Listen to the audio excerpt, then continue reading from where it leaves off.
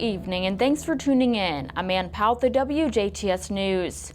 A school gym badly damaged by flooding on August 30th is closed for the rest of the school year. Northeast DuBois Intermediate School Superintendent Bill Hoaxing says the heavy rain caused extensive damage to both the gym floor and the structure beneath it.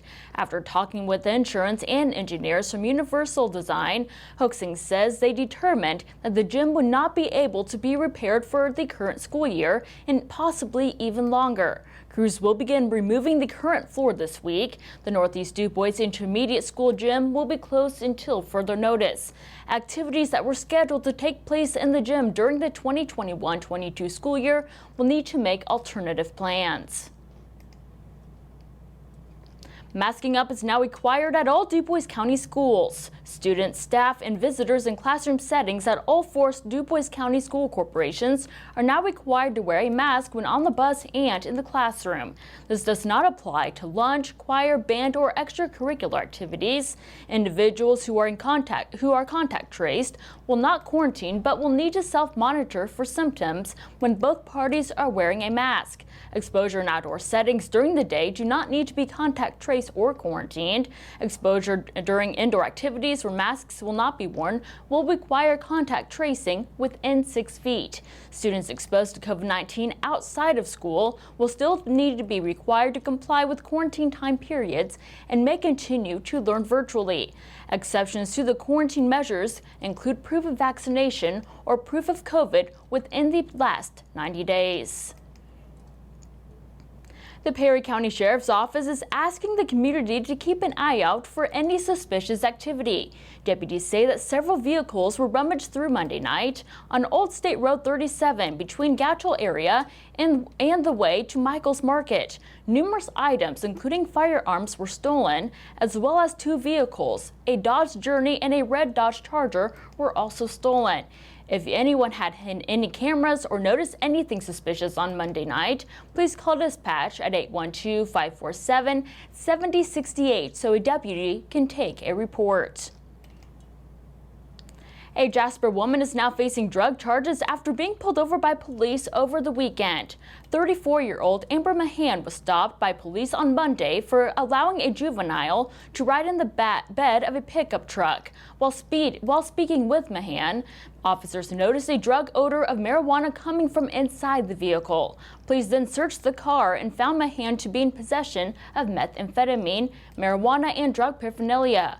Mahan was then booked into the DuBois County Security Center for a felony charge of dealing methamphetamine and misdemeanor counts of possession of marijuana and possession of paraphernalia. A Jasper man is also behind bars after a traffic stop.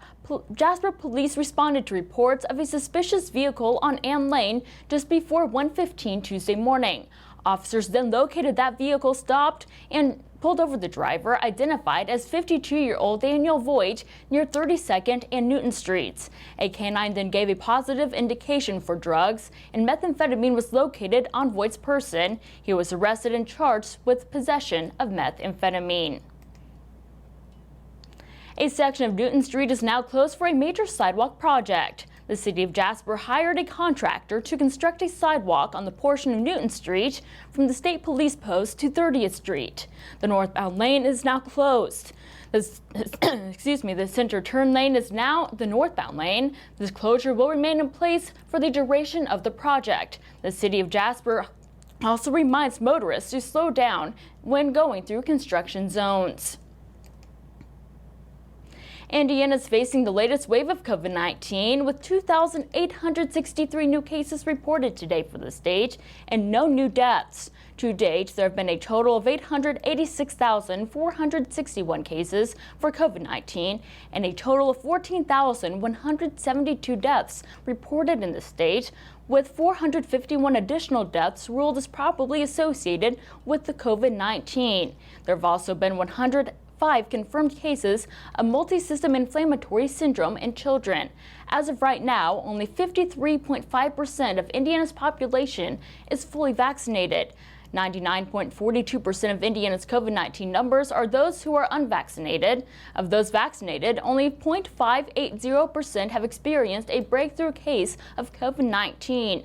Du Bois County saw 43 new cases and no new deaths reported today by the Indiana State Department of Health, with a 7-day positivity rate of 11.5% amongst all tests and 21.3% amongst unique individuals to date. There have also been a total of 7,234 cases for the county, and 120 Du Bois County residents have died from the virus.